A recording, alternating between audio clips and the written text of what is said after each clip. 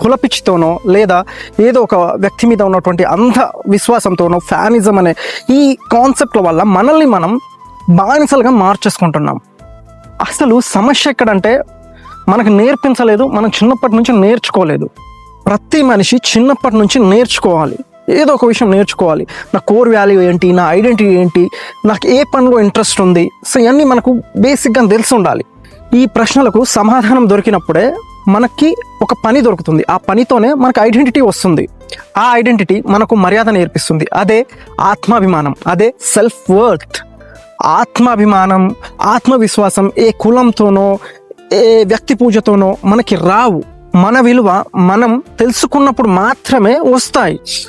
ఈ basic fundamentals అనేటువంటివి మనము నేర్చుకోకుండా, మన పిల్లలకి నేర్పకుండా మనం చాలా వర్స్ట్ సిచ్యువేషన్లో బానిసల్లాగా మనం బ్రతుకుతున్నాం.